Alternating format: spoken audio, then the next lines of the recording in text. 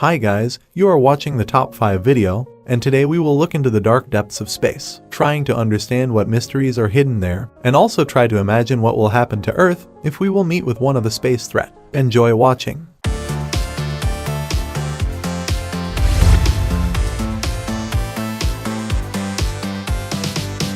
Opens our top 1 of a most common object in space called asteroid. An asteroid impact event resulted in dinosaur extinction many millions of years ago. Worst of all is that even now near-Earth asteroids can threaten all life on the planet. But what is the probability that one of these stones will fall on our planet again? Of the roughly 1 million known asteroids, the great number of them are located between the orbits of Mars and Jupiter. Contrary to popular imagery, the asteroid belt is mostly empty. They are spread over such a large volume that reaching an Earth without aiming carefully would be improbable. Nonetheless, hundreds of thousands of asteroids are currently known today. But don't worry, the main part of asteroids is attracted to Jupiter by its powerful gravitational field. And if one of them still managed to break through this barrier shield, then it is unlikely that this stone will do something terrible for us, burning first in the atmosphere and then falling somewhere in the ocean, causing no significantly damage.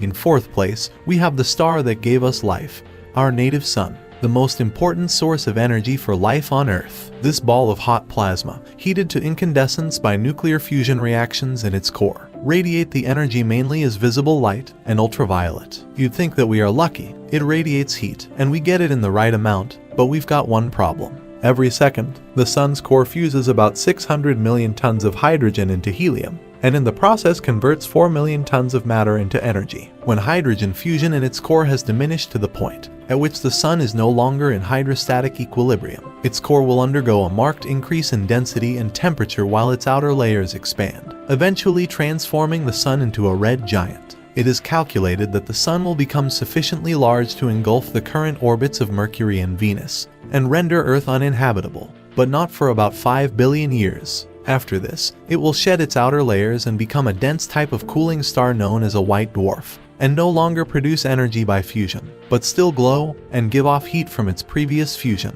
Much more serious danger can pose coronal emissions, which are capable of reaching and colliding with Earth's magnetosphere, where they can cause geomagnetic storms, aurorae, and in rare cases damage to electrical power grids.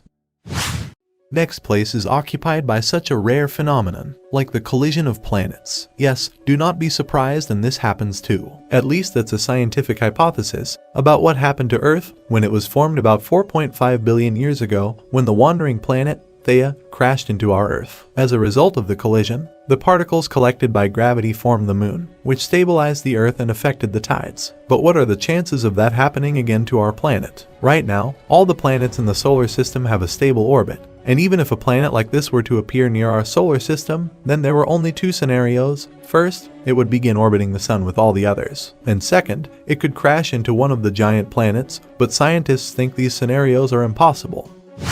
In second place, we have such a beautiful and rare phenomenon as a supernova. It is a powerful and luminous stellar explosion. This transient astronomical event occurs during the last evolutionary stages of a massive star, or when a white dwarf is triggered into runaway nuclear fusion. The original object, called the progenitor, either collapses to a neutron star or black hole, or is completely destroyed. The peak optical luminosity of a supernova can be comparable to that of an entire galaxy before fading over several weeks or months. Theoretical studies indicate that most supernovae are triggered by one of 2 basic mechanisms: the sudden reignition of nuclear fusion in a degenerate star such as a white dwarf, or the sudden gravitational collapse of a massive star's core. In the first class of events, the object's temperature is raised enough to trigger runaway nuclear fusion, completely disrupting the star. Possible causes are an accumulation of material from a binary companion through accretion, or a stellar merger. In the massive star case, the core of a massive star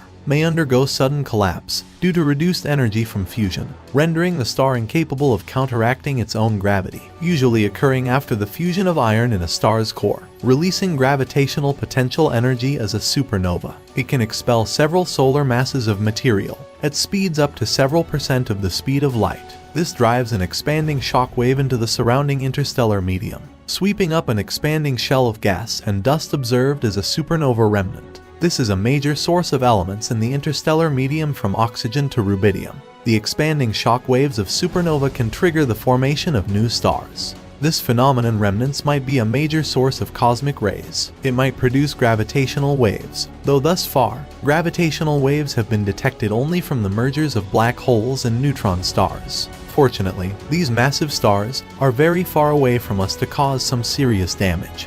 But if such an explosion reaches our planet, our ozone layer will reduce 2 to 3 times. But anyway, this is better than total extinction.